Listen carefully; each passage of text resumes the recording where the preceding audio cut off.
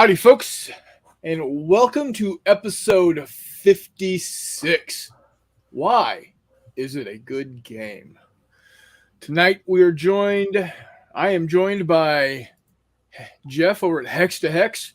Todd should be here shortly, and we might hear from McMurray in the peanut gallery. He's out there working tonight, so best of luck to you, buddy. It's nice now, a little bit of rain, but it's going to be like crap by the time you get off shift tonight. So Bunkhouse Games came in very early, 58 minutes before we came live. He says, indeed, one rulebook should be all that is needed. Anything extra should be just that extra. Mini Warmut went to go eat tacos, or in this case, chicken enchiladas. Same thing, just rolled differently. Special Likey now have to munch on some chicken enchiladas. She'll return if you dudes are still on. Chuck says, evening all. Hey, Chuck, I've got the shirt is on its way as soon as it gets here, and I get those Ewoks from McMurray. I'll be shipping your shirt, your Ewoks, and your Chewbacca off. So I have not forgotten, sir. I have not forgotten. Chuck also says, yes, one rule book is fine, just so it ain't written in Sith or in the language of Mordor. You are correct. Devin, the original Grognar, with a big thumbs up. And Dave Hall. Oh, I forgot. Greetings to all involved in game chattery. So, the real question is, what makes a good game? And I'm going to be talking in general. You know, what needs to be there to make it a good game? We can go into specific games later to say, okay, I think this particular game is a good game because it checks all the boxes. We can do that later, and y'all can kick in the message board as you want. The first thing, I don't want to say the first thing, but the thing that always comes to my mind, and it's something that I get reminded of every time I talk with my brother, and it is the game has to have some sort of friction other than your opponent. Yep, good point. Good point. So, perfect example, and I know I said we weren't going to go down, and talk about specific games, but I'm going to use examples. Perfect example is Command and Colors. You have to play the cards you are given. If you can't do what you want to do because you don't have the cards, well, tough noogies. There's your friction.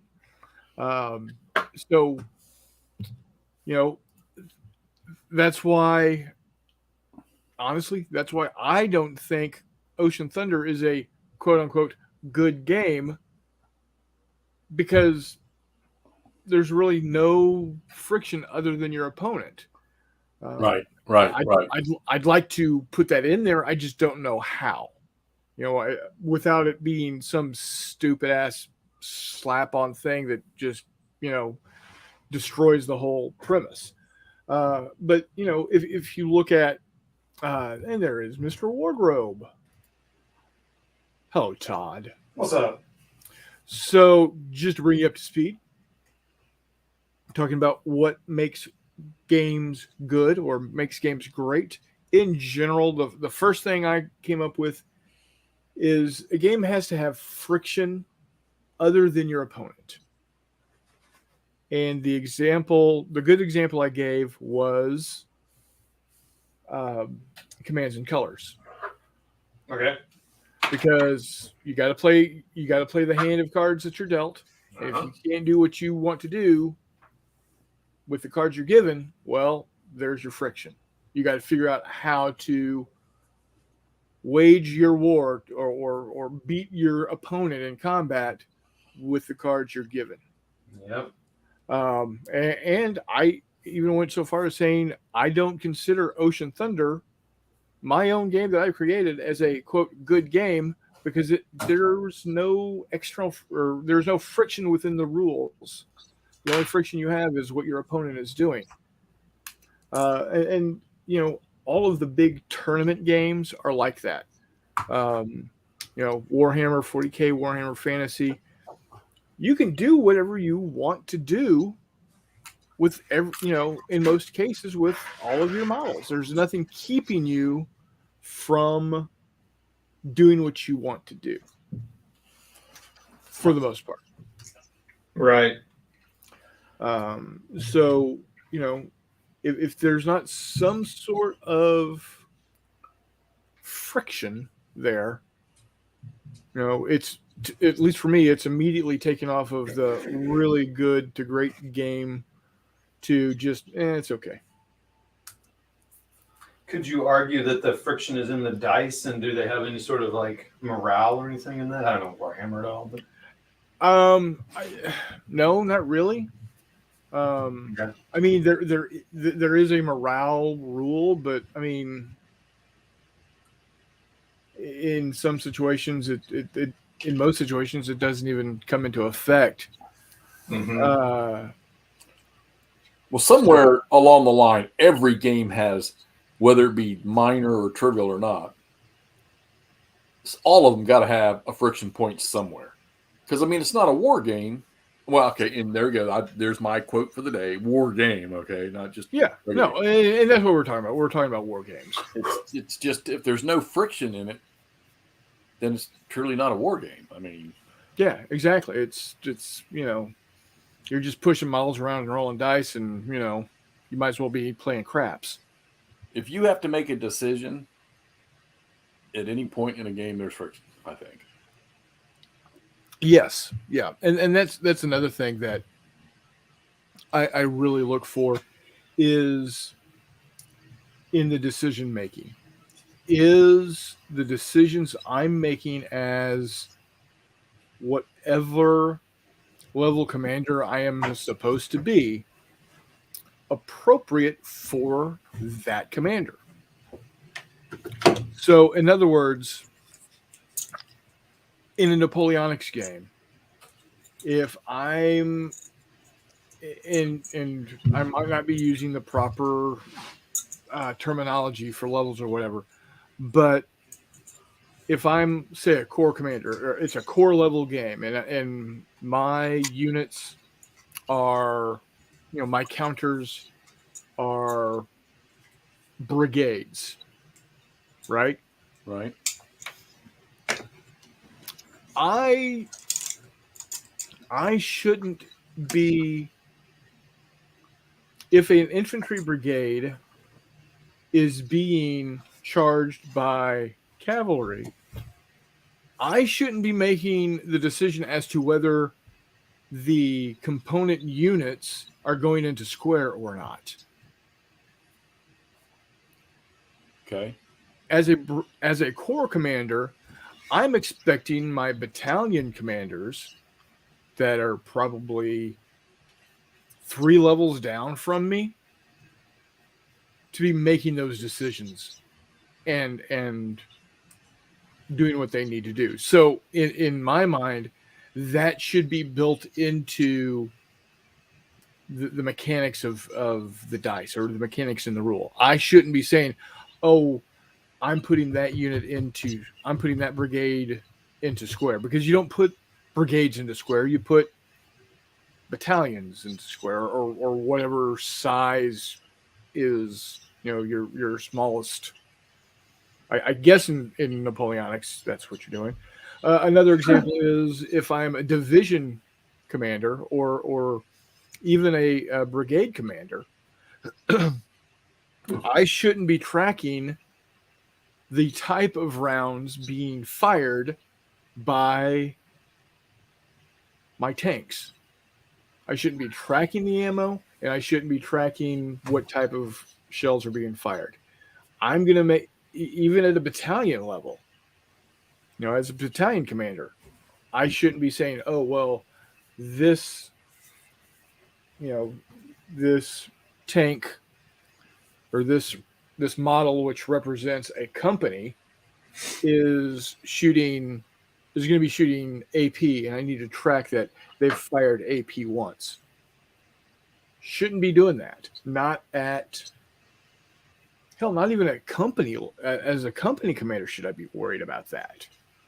I shouldn't be tracking that stuff because honestly, as a company commander, I'm not on the radio telling, okay, tank 37, you need to be firing at your target and using AP because it's a tank, or you should be firing HE because it's infantry.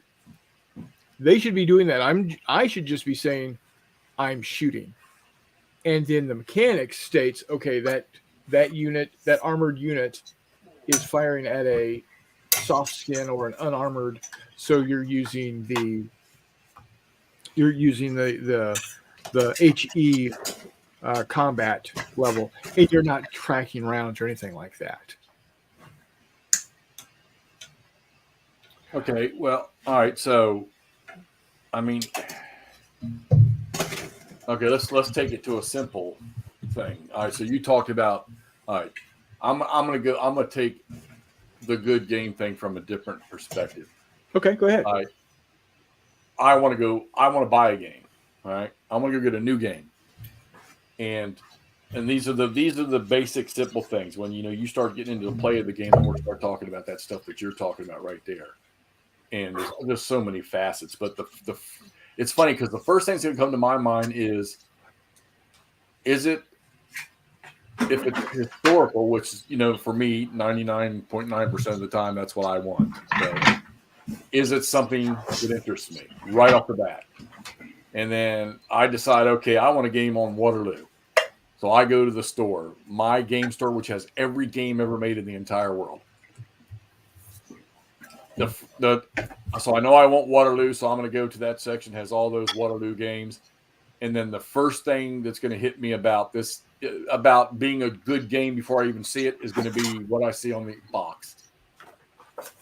It's amazing because it will. What a box looks like can actually inspire me to buy a game or not. Oh, absolutely. And then, of course, once you get it home and get into the details, then you start going over, So I'm going to take your friction thing into me. I talk about any decision you make. So I'm thinking to myself, like, while I'm sitting here playing this, man, if I pull that Panzer division away from this little pocket here to go over here because there's a supply dump over here I want to take. But, man, if I leave, I'm going to leave that Stug battalion sitting there all hung out to dry by. I've created my own friction in my head. Right. And because you are making critical decisions as a combat leader. Right. And as long as the choices you're making have consequences, I guess, then, again, and is it a decision that would be made at the level? So, and this, Jeff, being, the time you spent in the Army, you at whatever level you are, you should know the overall mission objective of, let's say you're the company commander, you should know what the regimental, you should have an understanding of the regimental mission. What is my regiment tasked to do? And you should also know, two levels down, what is going on there. So as a company commander, I should be knowing what's going on at the squad level. I'm not directing the squad. I'm not telling the squad you are going and doing this specific thing at this specific point, but you've given you have given your platoon leaders their mission. The platoon leaders then give their squads their mission, and so you know what the squads are supposed to be doing, but you're not controlling what the squads are doing. Does that make sense? Yeah. Oh, yeah. You have to know what your lower echelons what their capabilities are and what they're designed to do. And that goes right up the chain, squad, section, platoon, company, that each one of those that runs those formations at each level, they've got to know what those lower echelons. So that's why ask your brother when you chit chat. Ask him if he. I know he knows what it means, but I want to know if the military still uses it. It's called MET-T. You just ask him that and see if he gives you. Yeah. Yes, it does. And that he's mentioned it before. That system has been for years, and it's still. The world is jealous of that system for us, and I'm sure they all probably apply it. I know NATO countries do. So, and you put all those things together to determine the mission. If you're capable of doing it, do you have what's there to do the mission? All those things just sort of answer that question for you. But you might be able to answer all those questions, but then the minute you get on the ground, your brain ability takes over. Yeah. Your training takes over. And knowing what everybody below you does. And let me tell you something, that can cause, I've seen commanders in the field, mostly battalion and trooper company level, have a hard time with the decision during an engagement, whether it be training or whether it was, real life. And everybody struggles with it. And it's funny too, because I can associate that when I play a game. I think to myself sometimes when I'm playing, I'm like, God damn, man, I made decisions in combat that were easier than this damn decision in this game. So, jumping over to some of the comments here. John says, but then you're missing all the fun of the game, at least in Napoleonics. So just to address that real quick, if you want to be making the decision of when your unit goes into square or not, then play at that level. Because again, if you are a corps commander, you shouldn't be ordering that battalion into squares. It should do it on its commander. The battalion commander should be making that command, and you just know that it happens. And he says, well, technically, if you're using more than 25 counters in your plane, then you're playing at the wrong scale. Yes and no. It depends on how big of an area you're covering. So let's see here. Peter says, in the real world, that info about rounds would be reported to you by lower commands when the levels get depleted. You don't have that in a game, so you have to track ammo via some mechanism. Agreed, but what I'm talking about is as a company or battalion commander, I shouldn't be saying, okay, that tank just fired an AP round at that tank and marking it down. There are mechanisms that you can do that. A perfect example, even with, and we actually made it 19 minutes in before I said Fistful of Lead. Even with Fistful of Lead, you don't track the number of bullets that your guys are shooting. You only worry about running out of ammo when you roll a 1. And then you have to reload. Again, that's because it's more Hollywood than reality. So just like every good Hollywood Western, you just shoot until you're dead or the bad guys are dead. Or you run out of ammo when it's at the point of plot,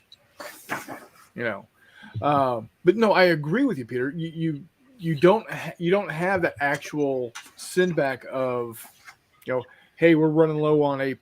Can you send us more? And so I agree, there should be a mechanism, but you aren't tracking it as the turn progresses. In other words, The reason why Jeff is worrying about supply points on this game is exactly that. As long as his units are in supply, he doesn't have to worry about that. He only has to worry about it when you can't draw a line, an uninterrupted line back to a supply point. If you can't, then there is a mechanism to do something about that. It causes, I guess, it causes the unit to be less effective in combat. Yep. Yeah. So, Not as mobile. but again, you aren't tracking because what level is this game that you're playing at? This is operational, so these you do have battalions and regiments, but your supply is generalized. Right, exactly. But the point is so you are you know, you were over an entire battlefield with divisions and your command is at a very high level. You don't care that Easy Company's running out of bullets, or you care that they're running out of bullets, but you don't care what bullets they're running out of. You just know they need supplies. And as long as you can draw that line, you're good. And that's what I mean. There are games that get you so far down into the weeds when you don't need to be in the weeds because you're that far above it. Well, and if you want a game like that, then go get you a game that does go. Okay, you want an example? Go play Campaign for North Africa, where you got to account for every freaking item that goes to those combat troops.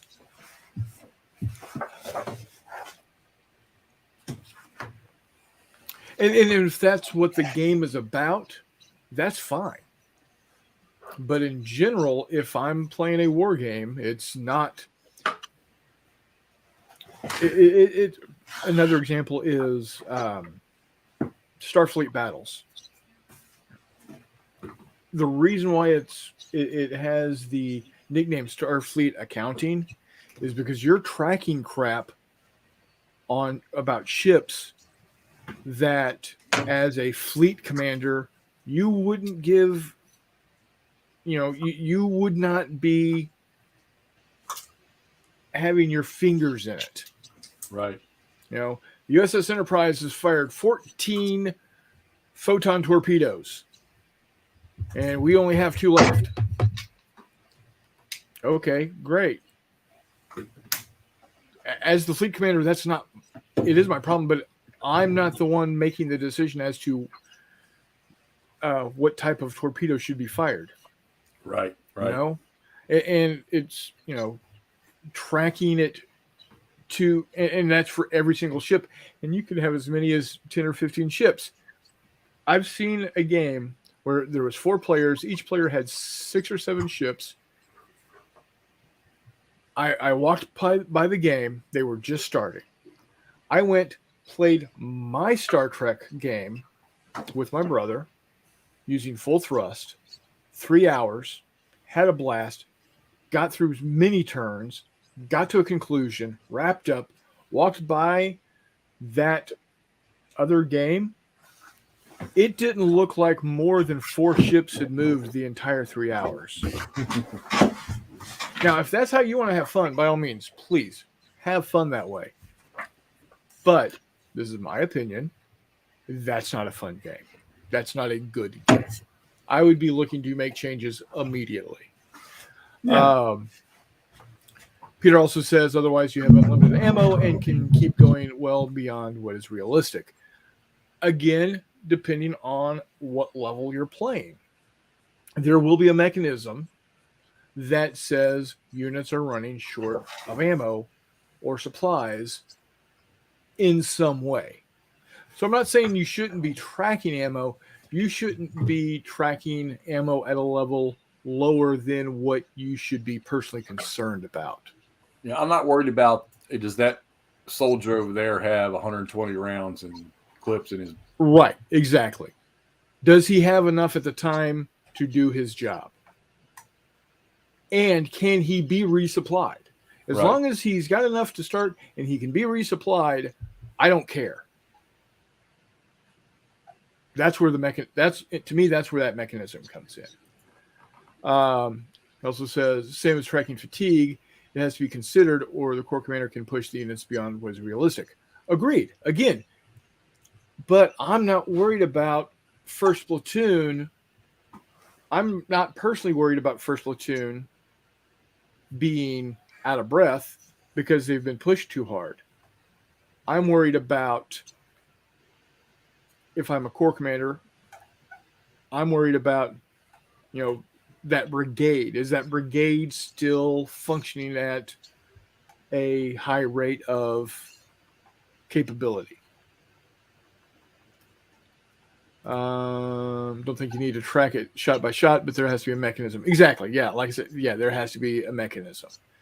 And John Longshore says, you pretty much always have enough ammo at the tactical level. And if you're playing brigade or higher level, Indian supply, it's not an issue either. Every wargamer pushes their cardboard units well beyond what rational commanders would do.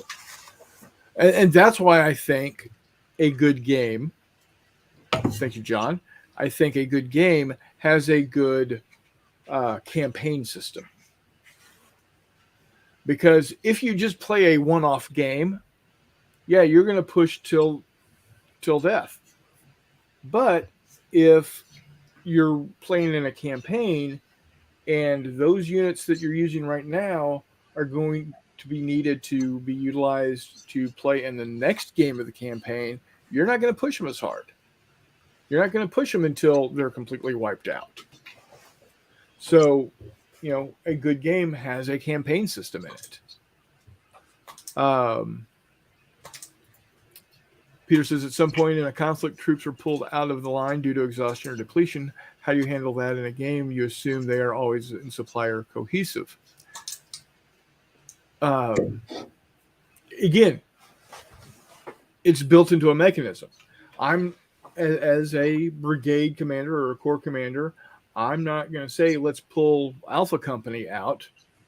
I'm going to say, I'm going to figure out the morale of that battalion. Okay, is the battalion good? Yes, no. And how do I track that? There's got to be a good mechanism for it. Again, and what I'm saying is too many games take you too deep into your command for things you have to personally worry about. What supply is S or G2? No. 4. S4, right. As a corps commander or as a division commander, even a battalion commander, I've got staff for that. I am not personally making those decisions. That's what I'm referring to. How are you as the commander making those decisions? You're getting fed information. How are you getting fed that information? There is a mechanism in that game that tracks it. Again, I don't care that Shlobonsky has 125 5.56 ball rounds of ammunition for his M4 carbine. Don't care. Does his unit have the supplies it needs? Okay, they have now been at their job for X number of turns. Are they still good? Yes or no? That's what I'm talking about. If that makes sense. Well, and I remember in the field environment, it started. Like I'll take it from platoon level. If we call for class 1, class 3, or class 5, if we needed food, fuel, or ammo. So it started with us. Now there were, I never heard a battalion commander ask me as a scout platoon sergeant, how you fixed for ammo? Never. All right. I've heard my company commander say, hey, how are you all fixed for ammo? And that's pretty much where the buck stopped. Most time I was actually the first sergeant of a company or a troop that was asking, hey, how's your platoon for ammo? Or it was the company commander, troop commander talking to the platoon leader, how y'all fixed for ammo? So those things work from the bottom up. So now this poses a question for me because I don't play a lot of minis games. Have you ever played a minis game where that supply attribute was part of the game? And what did that So do to your head if you did? yeah, and see, I think that's where a lot of times we're coming at different angles. Is as a mini gamer, in most games, in most situations, um, I'm playing a very tactical game. One figure is one person or one vehicle. Now, there are some that go a little bit higher. Cold War Commander or Blitzkrieg Commander. I believe each miniature is the equivalent of a platoon or company. Am I right? A platoon. Okay. Yeah. So Or a same thing squad, with, but mainly platoon. yeah. So again, it's so you've got a platoon, and so your HQs are going to be company or battalion command, and your CO is going to be a regimental command. So I, as the regimental commander, I'm going to make sure that, and it's built into the mechanism as to whether that platoon has enough capability, whether it's uh, uh, exhaustion, lack of exhaustion, or as much ammo as it needs. When we start the game, the answer is yes, unless, of course, it's in the scenario written that it's not. And so, again, there's a mechanism there to tell me they're getting too tired, they don't have enough ammunition. But again, I am not tracking that this platoon of M1s fired an AP rounds at that set of tanks. Right. I'm expecting to say, as the player, this platoon is firing at that platoon. Roll the dice, and it's expected in the mechanism to be using the correct rounds. And I'm not tracking those rounds for the platoon. I'm just not. The game has to have that mechanism in. It should have that mechanism. Yeah, Bunkhouse, you're kind of right. I mean, yeah, it's a perfect example. I've got infantry units sitting right here, right? But yet those infantry units can take out tanks in a Panzer division, and this is where Nachi's talking about it here. As me as the commander playing this game, I'm not accounting for the fact that I know that those guys have anti-tank guns, anti-tank rifles. Maybe they've got a couple of tanks that are mixed. I'm not accounting for those things. The game incorporates it in the rules. It's built in, and there's really, I've seen some games where they'll put it in that rule that infantry having anti-tank guns and stuff assigned to it and all that. I've seen that, but most games they're not. You're just going to be able to take on tanks with infantry, maybe at a lesser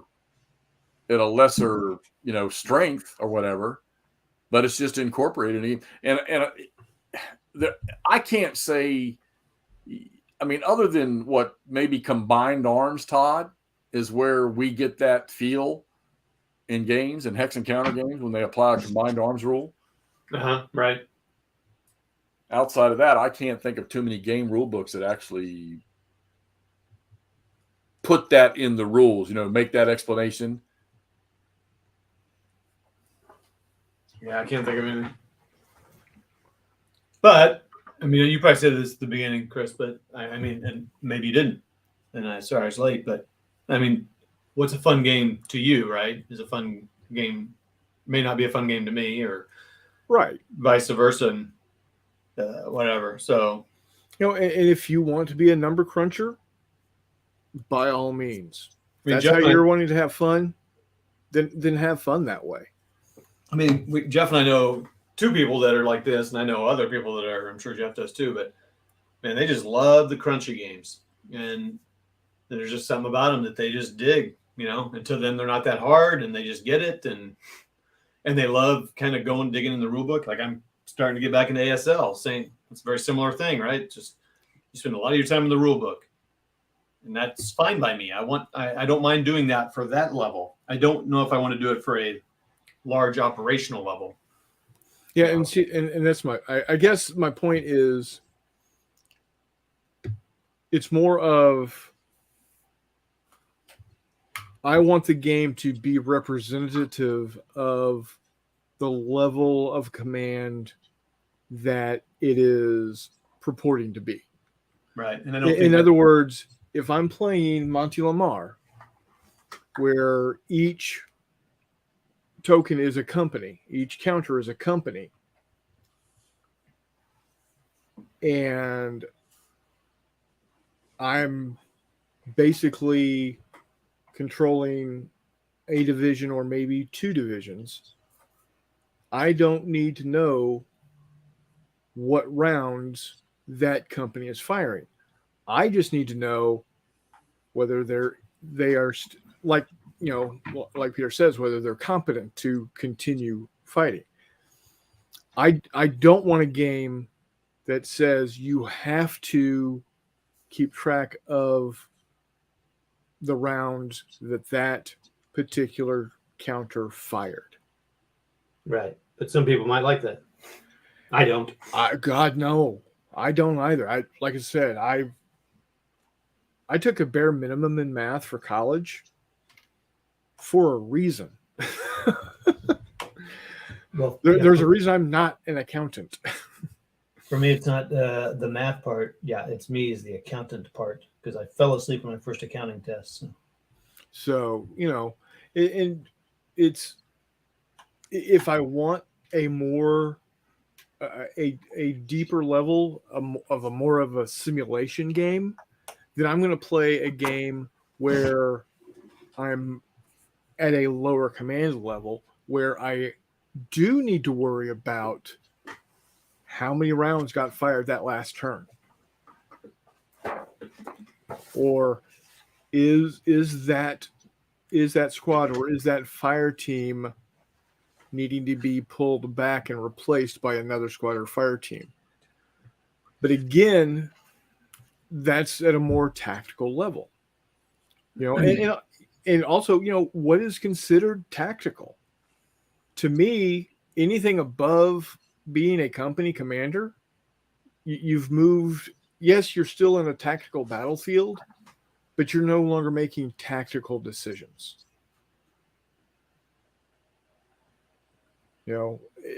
Think about this. Think of it in Band of Brothers. Major Horton and Colonel, what's his number, the regimental commander, they aren't directing the troops to, this platoon's going to go this way, this platoon's going to go that way. Yes, they trained them, they showed them training them like that, but they aren't during the battles themselves, they aren't there commanding the individual platoons or individual squads. Let's see. Blucher versus Empire rules some core level, but if I'm painting up 300 entry, I don't do that because I want to move them on a wooden pallet. They're built for column, line, and square. Agreed. If you're playing on an air combat game, you may be controlling several flights and will need to know if your planes are running out of missiles. They are not an infinite supply. Agreed. Aircraft, again, and ships are a completely different situation, though. You know, a airplane, and again, if you're flying an individual airplane and or you're moving an individual airplane, then you are at most a squadron leader, and you would have direct contact with your pilots, and your pilot saying, "Hey, I'm bingo fuel, or I'm out of AMRAMs, or I don't have any of this, whatever," and that's okay. I'm fine with tracking individual missiles off of individual aircraft, just like I'm okay with tracking individual torpedoes off of individual ships when I'm dealing with a flotilla. It's when, again, I have a counter that is representative of a flight of 4 to 6 aircraft. I, as the wing commander, I don't need to know that aircraft 207 is out of missiles. I need to know that that flight of aircraft is no longer combat effective, so it needs to go away and be replaced. That should be built in the mechanism. I shouldn't, as a player, I shouldn't have to be tracking those individual missiles from all 6 of those airplanes for that one counter. Now, if that's what you want to do, bully.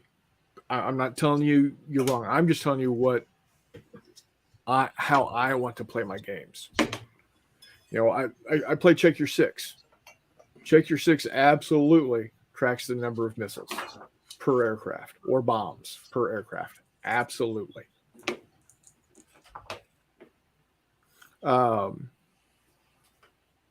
But if you're playing something, I don't even know of a higher level aircraft game.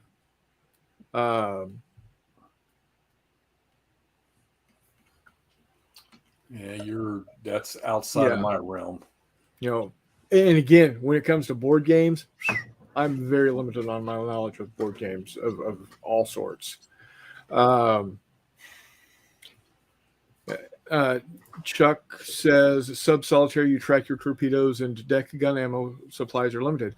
Right, because you are the captain of that sub.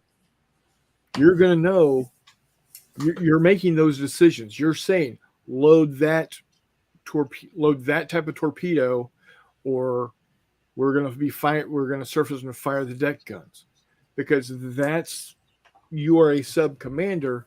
You are making those decisions. So we've gotten slightly away from what we were about what makes a game good. Well, again, it's so to summarize and to no longer belabor it, have the decisions that I, as a commander at that level, would be making. And if it's something that is beyond what would be legitimately, realistically in my control, have a mechanism for it that's automatic. Right.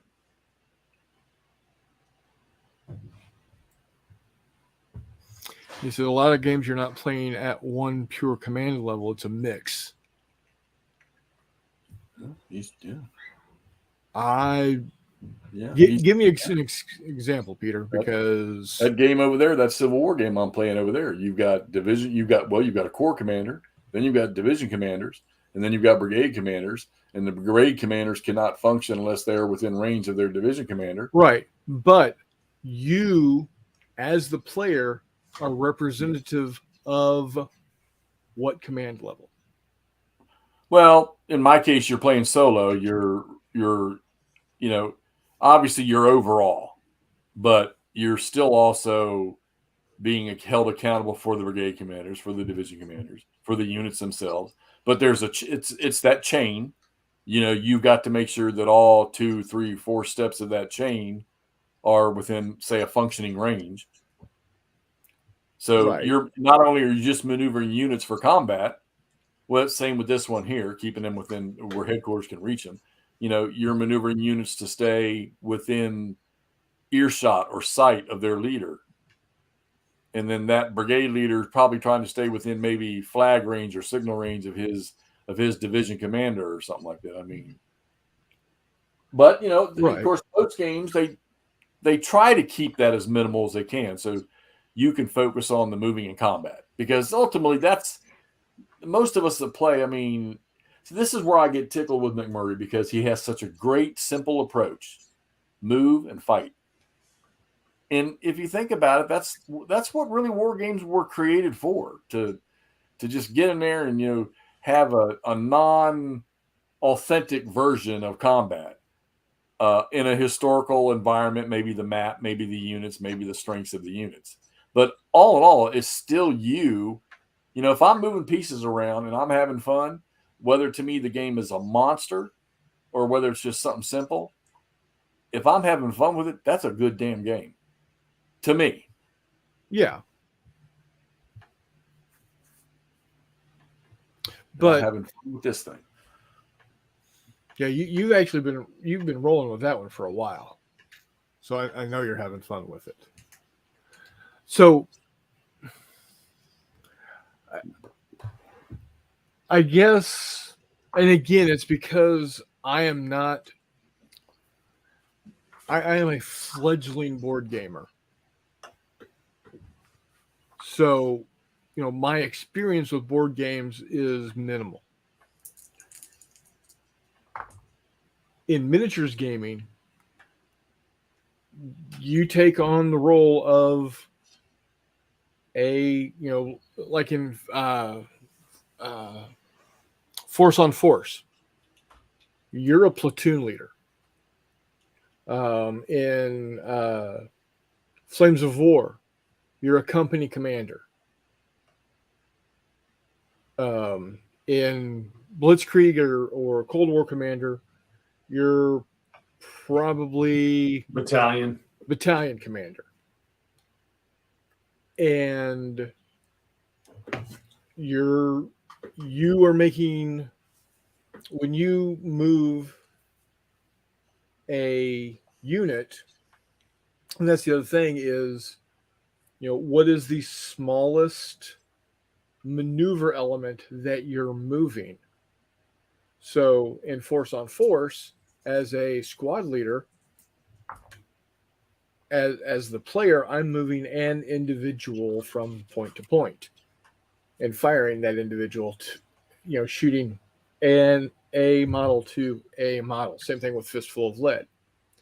In Flames of War, my smallest maneuver element is a squad, because that's 2 levels below me.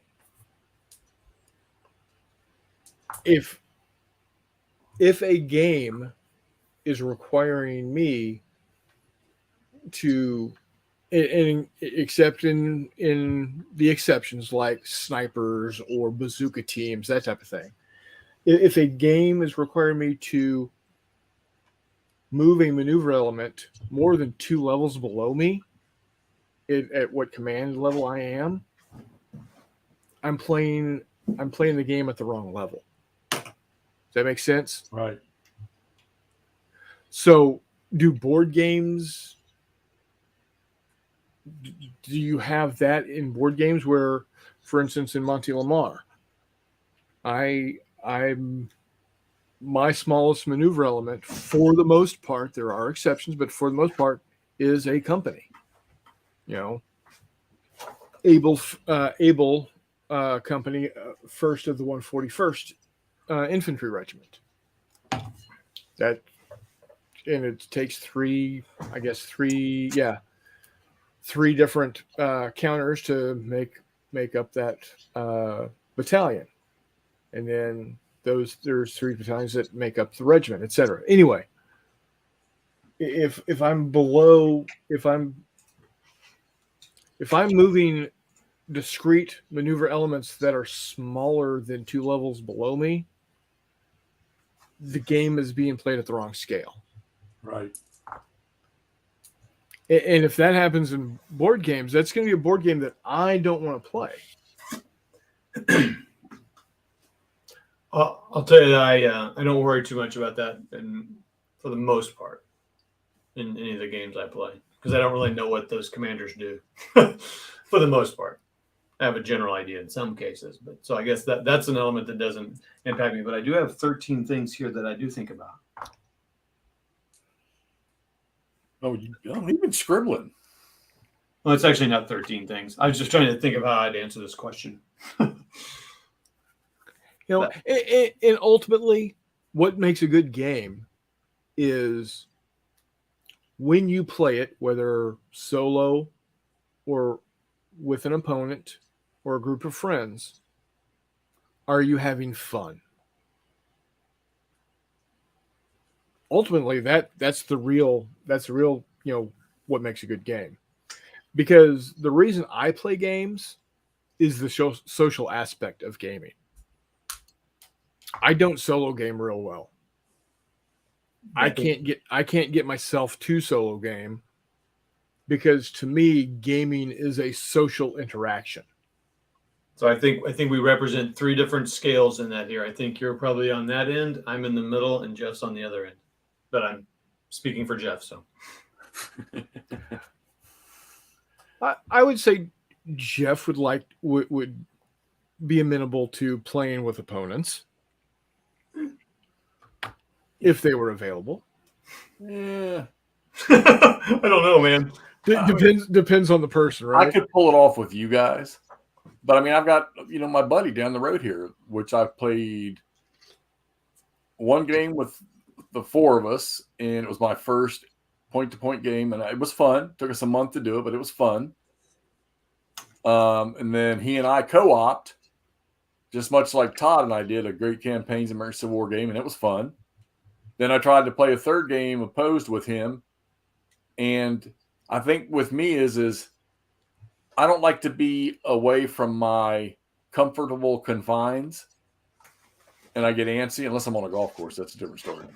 Right. So I'm really not interested in being in a very long place. So like I'm thinking that like if let's say if Todd lived 2 hours or you live 2 hours away from me, and you said come over, let's play a game, and I come over there and maybe it's a game that's going to take us 8 hours to play, I'm probably gone in 2 hours. Because I just don't have the I don't it's not I don't think patience is the word, because I can sit here for hours and play if I want. Right. I just think that it's, to me, I don't know. I mean, I get why you like being in your comfort zone, right? And going outside that comfort zone is not enjoyable to you. And honestly, I'm the same way. That's why I don't like solo gaming. It's outside of my comfort zone. I've done it a couple of times. It's okay. I have to really, really enjoy the subject matter. Like I love playing the Hunters. And it's almost strictly a solo game. There is the ability to co-op play with it. But it's a solo game, and it's a lot of fun. Right. Monty Lamar, once I get it figured out, and I should have it pretty well figured out by this Sunday, and I will talk with Jeff offline on how it plays. If we set something up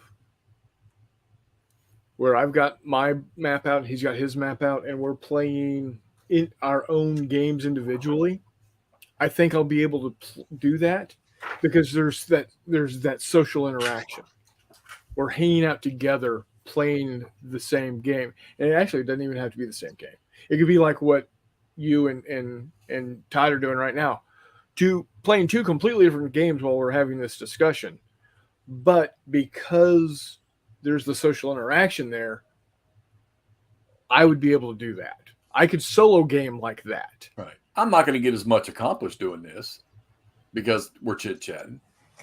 But yeah, it's still nice to have a little chitty chat when you're doing some of this stuff. Yeah, Peter. I kind of figured. Yeah, I mean, I think. I mean,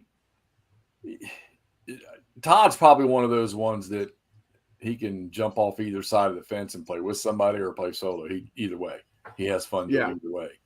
And I just may not be. Like I've always talked about. I've never been to a game con, and the first one I want to go to is the World Board Gaming Championships. And I would have gone for the last year, but of course, I think this year was canceled. But I would have gone, and I don't want to go to play.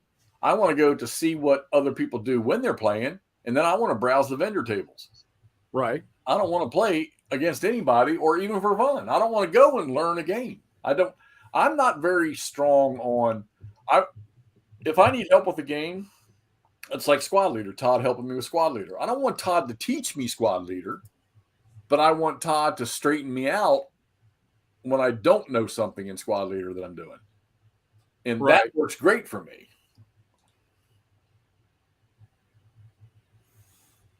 Bunkhouse says, I've got two favorite games for two different reasons. Warlord of Erewhon, because it's an abstract minis game that scales up well. Fair enough. Cool. And Battletech, because that is the first miniature war game that I had my wife play with me that she wanted to play again. Hey, anytime you get the wife to throw dice with you, if that's what you want, score. I'm lucky enough that Donna will sit down or at least, get up to the table and throw dice with me just about anything that I bring to the table. At least once. She told me that she would like to play Fistful of Lead again. She told me that she would like to play Ocean Thunder again. I don't know about any of my board games. I don't know. John says I occasionally play my wife, and as long as I let her cheat without me supposedly knowing, take many mulligans and let her win, it's a good game. There you go. And Peter says I'm over on the hexy end of the spectrum. I want to figure out the game and don't need the social interaction. I tried the sub games; they are okay, but there is very limited decision-making room. It seems to be a lot of chance dice rolls. I would have to agree with that. Now, the Hunters does do a pretty good job of setting it up with dice and then allowing you to make decisions based off of that particular instant. Do you go after them? Do you leave them alone? What torpedoes you fired? It's there. I see your point, and I agree with you. But I think kind of why I like the Hunters is that there is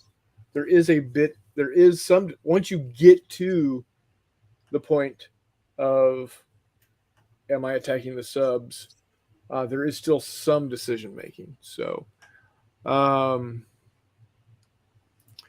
reading ASLSK rules for the first time, my lord, shouldn't there be a limit on abbreviations per sentence? Well, considering that you used one at the beginning here, what is ASLSK? Advanced Squad Leader? Starter kit. Oh, okay. John Longshore, there should be a limit on acronyms. Ink is cheap. Spell out the whole text, not FMEO. Yeah. Stick with it, John. ALSK can be a lot of fun. Lots of repeatability. So, Advanced Squad Leader. I've heard nothing but good things, but then I turn right around and hear nothing but bad things about ASL. I don't know. Then again, what makes a good game? I don't know. The people that complain about it's not a good game, so it's like I don't know. I mean, it's obviously stood the test of time. Sure, because it's been around. I think I remember ASL being a thing 30 years ago. 85 is when it came out. So yeah. And then Squad Leader's been around since 76 or 77. So at that point, I don't think that's a question of whether or not the game is good. I think it's a question if you enjoy it, and you either do or don't, and that's fine. I mean, I don't know if that's the right kind of argument, but so again, Advanced Squad Leader is you are a squad leader. No, you're probably realistically usually a company commander, but Okay. then you're worried about exchanging machine guns with units and stuff. That's just a misnomer because the squad leader, there's captains and NCOs, or I'm sorry, lieutenants and NCOs and just stuff. So it's a misnomer. But you're leading a company. I mean, you can lead a battalion in that. I think we're going back to if you're moving more than 25 counters, you're at the wrong scale. But yeah, I mean, I may have to. I'll have to think through this question and kind of come up with a summary of what I think a good game is for me. But I mean, series games are good. I like series games. I don't have to learn as much. Yeah. I'm a medium to low, medium, higher. How do I want to say this? I'm at the 5 to 4 level of complexity. Sure. That I enjoy. I want to be able to pretty much understand the rules for the most part. I'm playing the 7-inch game. It's probably a 6 or something on the scale. I'm good with that. Like SCS is awesome. I mean, obviously ASL is on the. So I mean, see, here's the thing. Some people would argue like, "Oh, ASL is easy." Well, it is to you, but anyway. So I'd say medium, and then I'm thinking I like smaller games. I think the thought of playing a huge campaign is awesome. You know, like an 8-foot table, but I get bored with it. So this is what about a 7 rating? Yeah, based off their scale here. Yeah, it's not too bad though. Yeah, it's okay. So that's the other thing. I don't like reading rules. Yeah. And I know people love reading rules. I'm pretty sure Peter is one of those, and that's not a bad thing. I'm not saying that's a bad thing. I'm not saying that in a derogatory or denigrating manner whatsoever. Again, if that's how you want to have fun, by all means, have fun that way. I hate reading rules. And it wasn't until this weekend when we were driving home from Kansas City that while Donna was driving and I was reading the rules out loud to her, she would say, whoa, whoa, whoa, whoa. What does that mean? I would stop, reread the section that I just told her about, think about it in a way that I could give her a common frame of reference.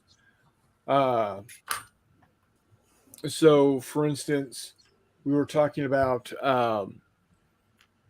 disorganized. So, with this game, if you can stack 3 units into a hex before it becomes disorganized. And she was like, okay, what does that mean? I said, well, when a unit becomes disorganized,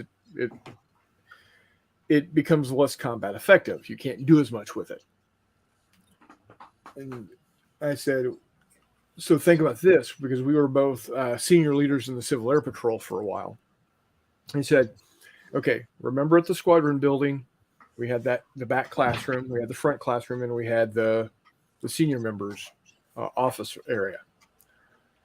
If the entire squadron, adults and cadets, were in that back classroom, and we were called to attention, not just called to attention, but then also, to form, go into formation. Potty break. We wouldn't be able to do that because there was too many people in there. So it would be disorganized. We would not be as effective doing whatever it is we were doing in there because there was too many people. If we take, and then she said, okay, I understand that. And said, now, when you move a disorganized unit out of that hex and move it into a new hex, that new hex becomes disorganized also, because you have not rallied that unit. Basically, you have not called them to attention and put them into formation. Until you do that, they're disorganized. And he said, "Oh, that makes sense." And that's how it clicked for me. I just reading it, couldn't do it. Could not. It didn't click for me as to what was going on with disorganized hexes and disorganized units, and it was all a bunch of mumbo jumbo. And until I was able to sit down and say, you know what, let me explain it in a common frame of reference with somebody else, then it made sense. So yeah, I'm if and let's see, a couple of comments here.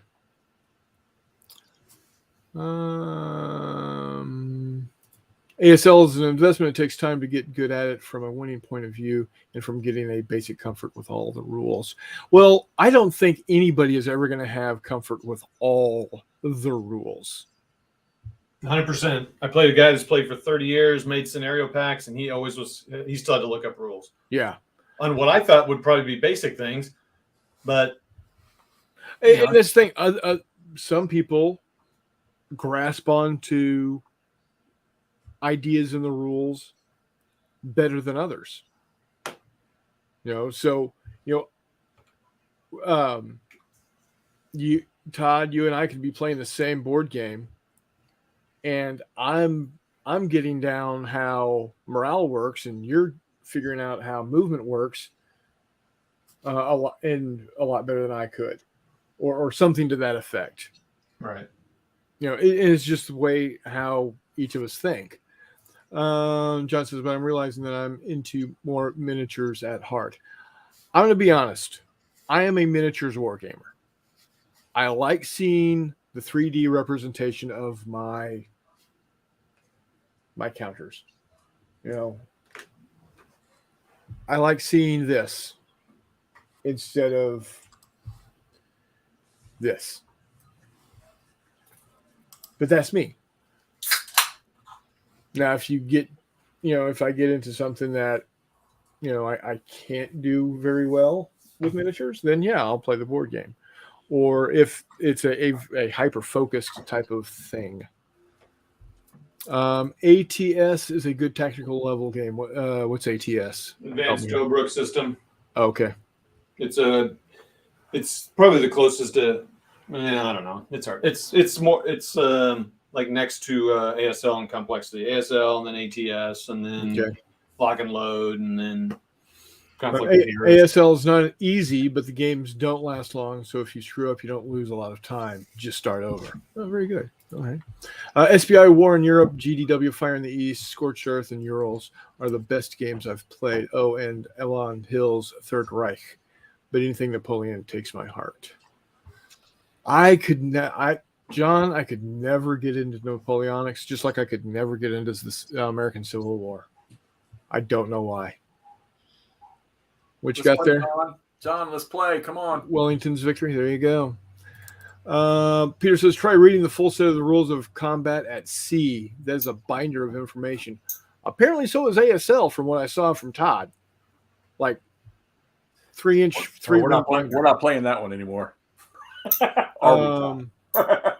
If I read rules with my wife, I don't want to think about it, let alone in a confined space. I'm going to be honest. My wife is very, very tolerant of my gaming habit. Of course, I'm very tolerant of her quilting habits, so it goes hand in hand. Try reading the full set of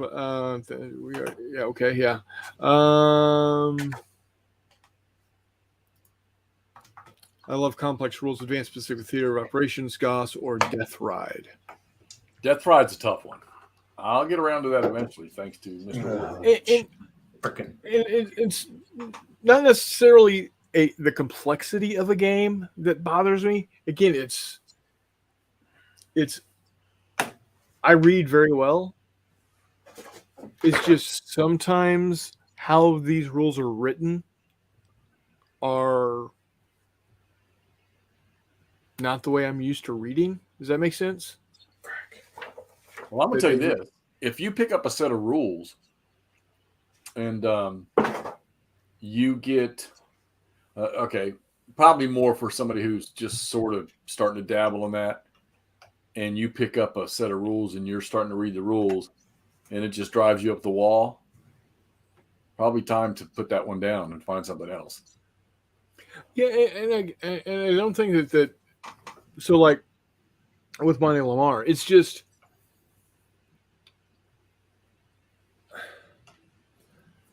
once I understood what they were writing, I thought to myself, there's a better way to write that. So for instance, when you activate a unit by pulling its chit, there's division chits, there's formation chits, and then there are direct command chits. Well, when you pull a division chit, all the counters with the same background color, same division color, get one action. And it's written something to the effect of except when a counter has assaulted or has fired indirect in support of an assault, you can spend direct command to give all other units a second action. It took me forever to realize what they were saying is once you have activated a unit in an assault or supported that assault with indirect fire from another unit, they can no longer have additional actions purchased.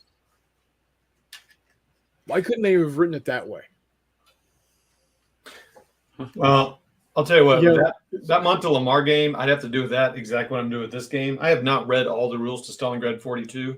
I am playing it to the sequence of play. Fortunately, there's good reference numbers, and I know I don't know all the rules, but I'm starting to get these functions down because that kind of stuff, I can't read it anymore because as soon as you get to the table, you're not even going to remember that rule. So I'm like, I got to be at the table, and then not use. Oh yeah, I'm also a very visual learner. And luckily, I can use my fingers okay, so this counter here is doing this, and this counter here is doing that. So I can visualize in that fashion. And that's how I had to do it in the car. But yeah, I laying it out on the table and putting out counters. Much better way to do it. John says, just remember, games are designed by people that have certifiable mental conditions. So if you want to ask about a game, what makes a good game, Stalingrad 42 is doing it for me because there are so many they say something about a rule and they'll say 11.1. They reference this is full of references back to other rules. I don't have to guess. Okay, so what makes a great game? A good index. A good rule book. Yes. That's why Combat Commander is my favorite game. I don't even own it anymore. It's my favorite game because the rule book is awesome. By the way, Mini Warmutt's on here. What makes a good game to him? He had made a comment earlier. Comes with a discount taco coupon. Right. Yeah. It's got a sheet of coupons. Shut up. It says, well, I'm clueless. Well, I'm clueless, but a good game to me is the randomness of the cards or dice, the suspense, I guess. Just a noob and his 2 cents. And if that's what crips your trigger, if that's what gets you to play the game and have fun with it, that's awesome. Yes, sir. Let's see here. Peter says, I don't play any ASL with caves or sewers, and I avoid dense urban areas. I just don't know those rules yet. Tiger Shadow in the house. It says, anyone who knew the rules outright wouldn't do what you guys do because they would die of boredom. Too many people asking you too many questions. There you go. Peter says most dangerous roads on Earth are found at Costco on a Saturday morning. No doubt. I was talking about inside in a wheelchair. Karens are barbaric. Let's see. Peter says, come on. There we go. Stroller moms, deadly to others.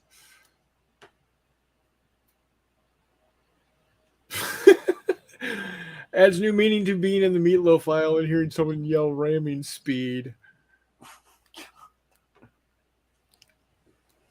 Let's see here. Land ships has a great set of rules, and then T-35. All right. So yeah, it's, I guess, and we're gonna see this Sunday. I'm gonna play Monty Lamar, and we're gonna see how it goes. I'll be playing with my brother. He's going to be expecting me to know the rules well enough to get it out and play it. So we're gonna see. I think I've got the real chore with it is how activation works, and I think I've got a handle on it. So we'll see. Hopefully. What are some of my favorite games that I think are good games? Of course, I'm going to say Fistful of Lead and all of its variants. I love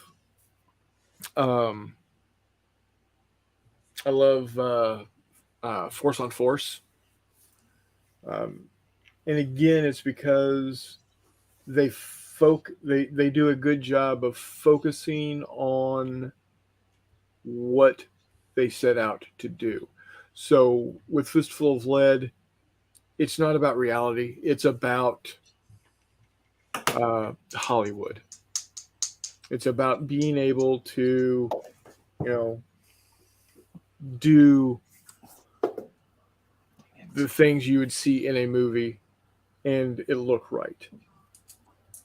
On the other side of that is Fistful of Lead. Fistful of Lead, or not Fistful of Lead, Force on Force does a great job of being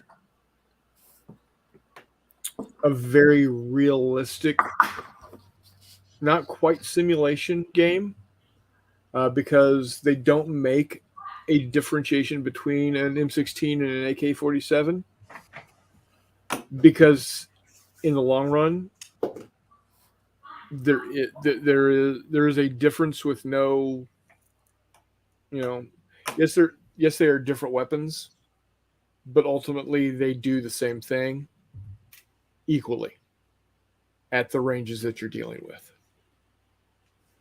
So could they have gone down the path of, okay, this is an AK-47 and it does X, Y, and Z, and this is an AR-15 or an M16 and it does, ABC. Sure, but in the end, doesn't make a difference. There's distinction without difference. Does that make sense? And I guess that's the other thing. I am very much a gamer of results. I want to know what result am I achieving based on my actions.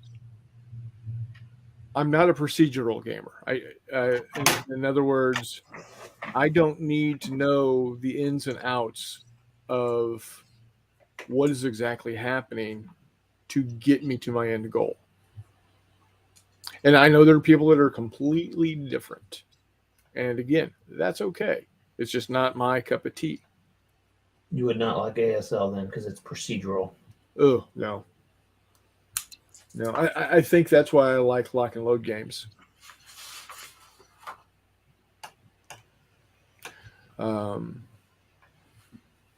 Because there's, and yes, there are step 1, step 2, step 3, step 4, etc. So there's a procedure, but I don't need to know I don't need to know that when I pull the trigger, 13 bullets go flying out or whatever. And I'm not saying ASL is like that because I don't know. I've not even seen the game played, so I don't know, and I'm not passing judgment on it. If somebody has the game and somebody wants to show me how to play it, I'll show you sometime. I'll sit down and play it. Hell, I'll play any game once. Again, it's because it's the social interaction for me. No cardboard. Yeah, well, you don't like cardboard because it gives you heart attacks. Gives you a heart attack, yes. Yeah, but Zombicide's like a combo miniature Yeah, cardboard game. Yeah. So Has minis in it though. careful. Ah.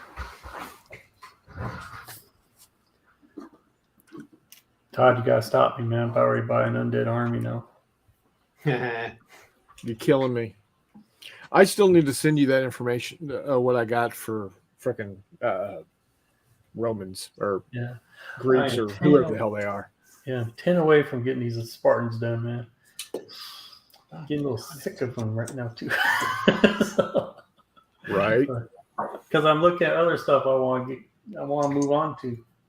So, John says I'll be at Winterfest in Sandusky, Ohio, my first con in 40 years. I know how to play nothing anymore, so I'll just be staring at people. But stare at them like under the brim of the hat over your glasses to make them worry. There's a show called GM Alcove, sending Fritz my 3 copies of Might and Melee. He seemed very excited about that. GM's Alcove, something like that. Alcove is like a cave and it's very dark and dingy in there. I recognize that. Agree, Todd. ASL is not for me. In that game, it matters what squad fires first so that you can get the residual firepower and the right hex to hinder the moving player. And actually, I don't mind that either. To an extent, I would have to play it to see if that bothers me or not. I know in a miniatures game, in Force on Force, it is a matter of what unit goes first because there's our reaction rules.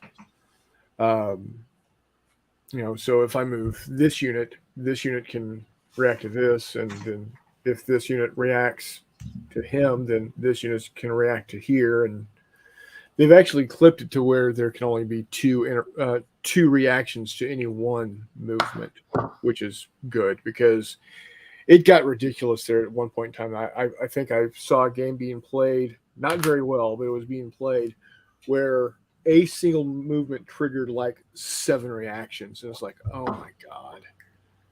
It's not what was intended. But yeah, it's the fact that like with CSS Monty Lamar, it stated that if you're able to give a unit 2 actions, you don't have to do those 2 actions at the same time. In other words, I can move this company to here, ready to assault an opposing company, and then go and have another company fire at the opponent to reduce him, and then assault. So, stuff like that makes sense to me. It's procedural, but there is a reason for the procedure for the end result. I don't like to have procedure when there's no benefit to it. In other words, if all you're saying is it doesn't matter who shoots first or who shoots when something happens, it doesn't matter whether they're getting shot at or not. then I don't. And I'm definitely bringing it down to a very base level there. But yeah, if there is a reason for the procedure and doing something differently gets you a different outcome, then I'm okay with that. It's just when you're going to go through this procedure and no matter what direction you go, you're ending up at the same result. I don't need all of the middle mumbo jumbo, if that makes sense. John says, I guess I like the big picture strategic games best. Again, that is hard to do in a miniatures game. And I think that's where a game like but it's doable to an extent. I think the biggest you can get, and again, it's determined by this, not only the scale of the game. In other words, what abstraction are you using for the miniature to represent, but the scale of the miniature itself. I've seen people play Napoleonics where you have a stand of 16 28 millimeter figures represent a battalion. And to me, that's just, okay, a battalion is what? 300, 500 guys, maybe? 1,000? Yeah, well, no. A battalion would be like 300 to 500, right? Yeah. Okay. So a battalion is supposed to be 300 to 500 guys, and I've got 16 figures representing 300 guys.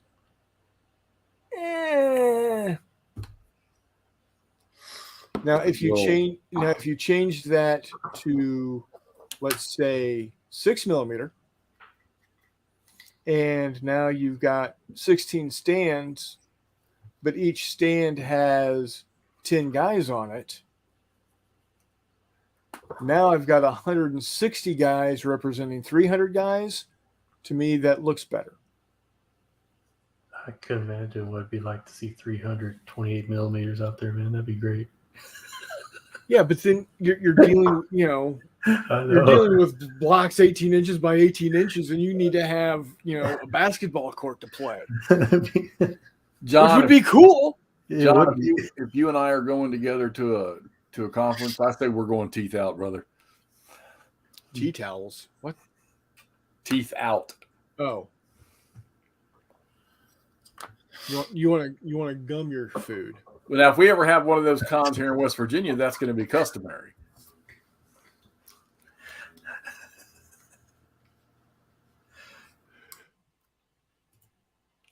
For those of that, if y'all wondering, this is the comment that John made.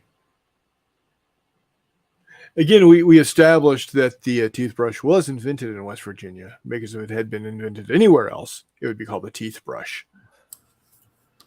I find the best way to get the big picture type experience from minis games is to attach on a narrative campaign to it and tie multiple games together at your preferred scale. Absolutely, Bunkhouse. That is one way of doing it. It is. So I really like using Band of Brothers as a great way of explaining the levels of miniature gaming. So when the Attack on Breakcore Manor, that's a perfect example of a game that you would play using Force on Force or Fistful of Lead, because you've got just a handful of guys. You got, what was there, 12, 15 guys on the American side doing their thing. Yep. Perfect for Fistful of Lead or Force on Force. Whereas the battle after Carentan, when they're in the trench and you got Blythe hiding in the foxhole, and Winters is standing above him, yelling at him to fire and pour it on, that's going to be a game, since you're at a full company level, that's going to be a game more for Fistful of Lead bigger battles, or Flames of War, or Chain of Command. But because I watch that show in the battles, I'm thinking about how I'm going to game that scenario, and it's exactly you can fight, get the feel of fighting the entirety of the Western Front, 1944 to June 44 to May 45. Was that? Yeah, May 45. With in miniatures, never going above a company level game and getting the full feel of it. ASL. Now, if you want to go higher than company level, you could get up to Blitzkrieg Commander and have a battalion level game. I don't see a problem with that. If you want to go above that, you could play Rommel by Sam Mustafa, but at that point in time, that you could play that game with 2D tokens. Gentlemen, it's 11 o'clock. I'm going to bail on you all. All right. Yeah. Well. Night, everyone. See you, Jeff. Jeffy. Thank you, sir. Yes, Dream sir. of me. So again, all in all, it's play the game you want to play, how you want to play it. For me, what makes a fun game is it is allowing me to make decisions that level of commander is meant to make. Not getting too far into the weeds, not being too high up in the sky. The rules need to be the rules themselves need to be written well or understandable.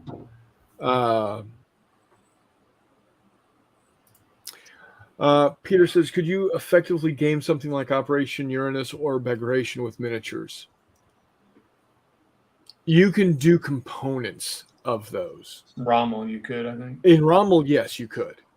But Rommel, again, it's ostensibly a board game where you're supplying the counters in miniature, because it's an area control game. Again, you could play Blitzkrieg Commander and have probably a division versus division, and get away with it. But if you're wanting to do the entire, have the full scope of what happened with the multitudes of divisions that were in play there, not, no pun intended, then you really need to move to a board game where your counters are at the smallest a company, if not a battalion, to be perfectly honest. Because even with Blitzkrieg Commander, you're getting to a level of abstraction of, again, depending on what scale you're playing. Even if you go 3mm, you're maybe fitting 4 tanks or 4 vehicles per base, and maybe 10 or maybe as many as 15 infantrymen on a base. But still, that base is being represented as a possibly a battalion. So a battalion of Soviet tanks is 31. So I've got 4 models representing 31. There is a lot of abstraction at that point.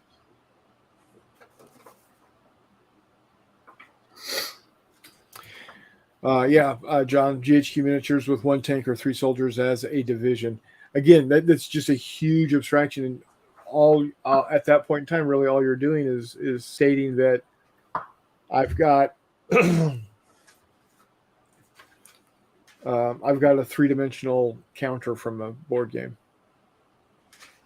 Will it look cool? In my opinion, it would still look better, than just a 2-dimensional cardboard piece because I like miniatures. But the abstraction level is just crazy.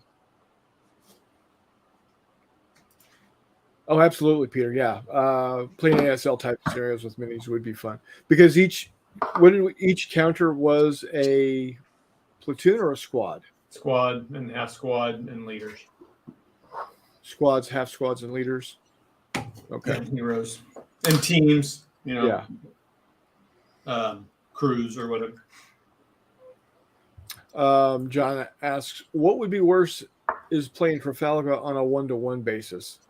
That or I've known people, not personally, but I have seen people get into a basketball court at a high school and get 1/1200th scale ships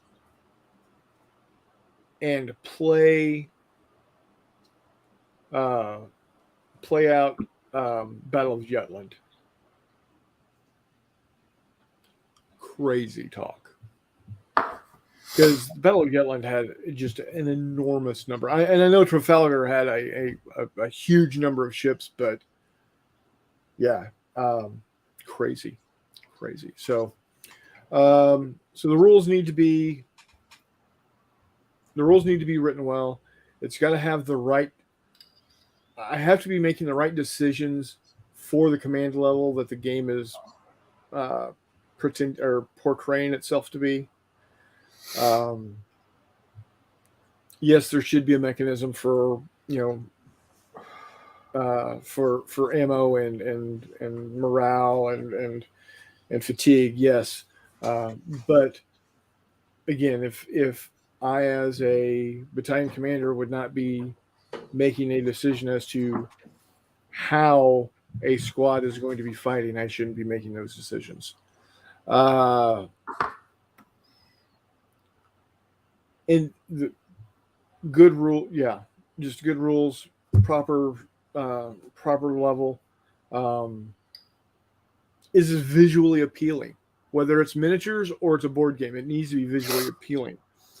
I do have to say that this is a very visually appealing game, Monty Lamar. The map is beautiful. The tokens, the counters are well produced. I really like the looks of them. Hold on 1 second. There's your units right there. There's an example of what the map looks like. It's just really, really well put together. So I think it's going to be, and it has to be a subject matter that highly interests me. A lot can be forgiven if the subject matter interests me. And and the number one thing that makes a game good is did I have fun? Did my opponent have fun if I'm playing against somebody else? If I play a game and I'm not having fun with that game, I'm probably never going to play it again. If I played a game and my opponent didn't have fun, I'm probably not going to play that game again. So that's the number one thing that makes a game good is it fun? Did I enjoy myself?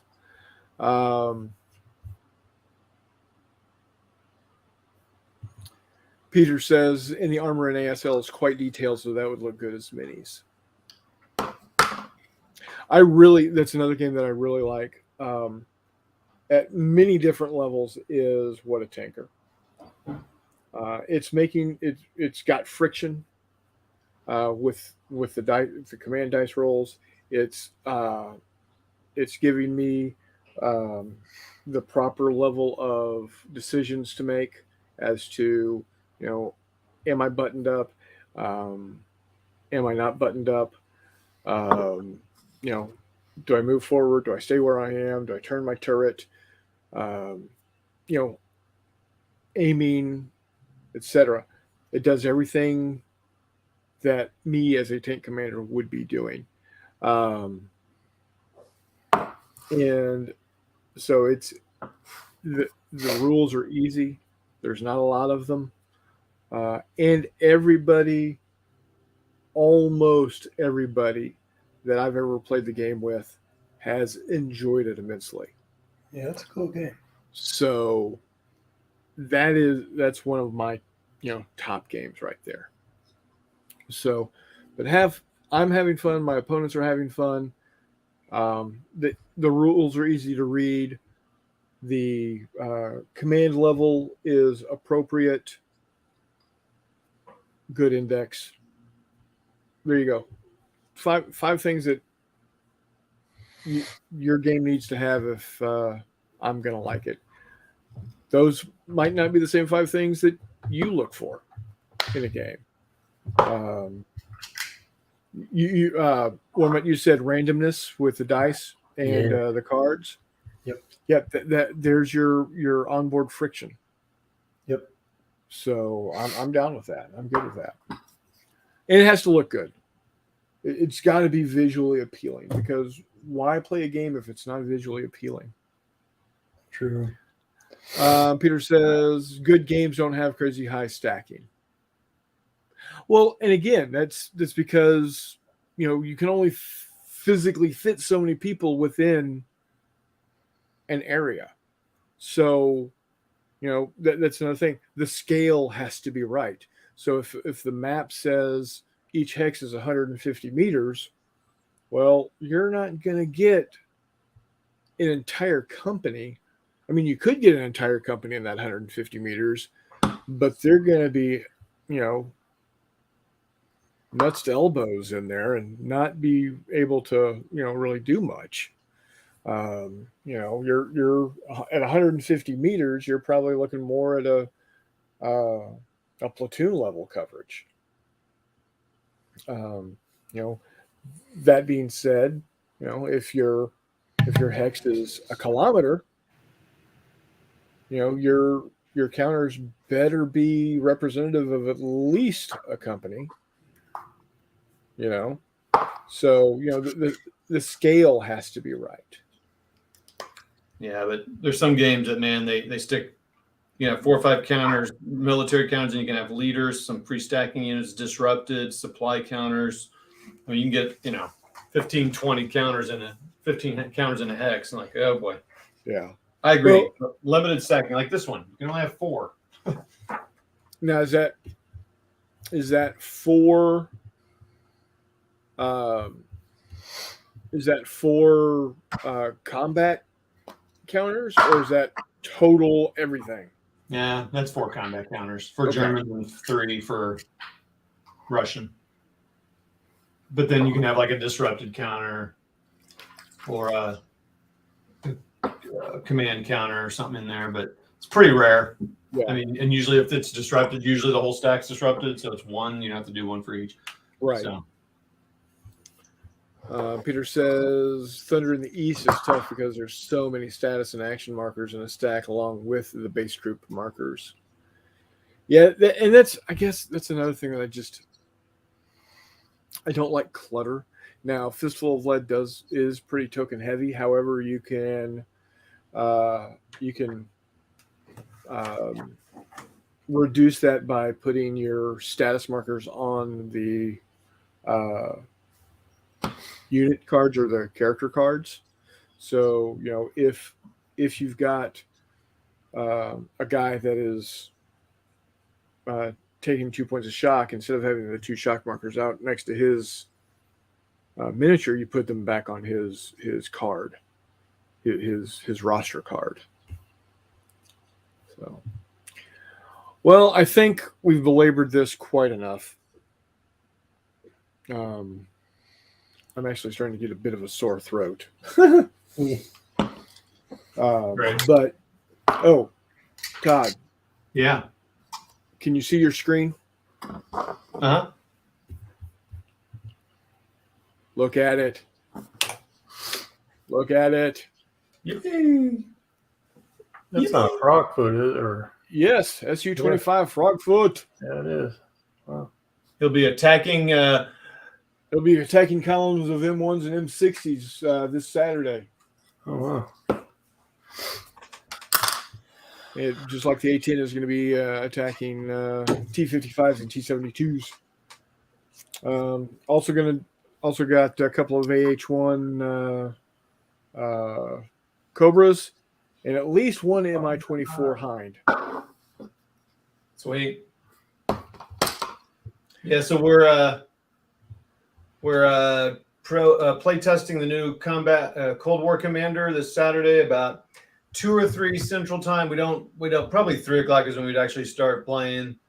We'll probably go live, but I'm not posting it up as a scheduled thing because it kind of will depend on how things are, how it's going. But Leon from Pendragon said we could live stream if we want and just kind of talk through stuff. It's really play testing, so we're gonna probably do a couple turns, 2 or 3 turns in some scenario, and then change up the minis and maybe do something else, and so we can try as much of the rules as we can. Right. The combat and movement are pretty much standard and not change much, so we'll want to try some of the more crazy stuff, I think.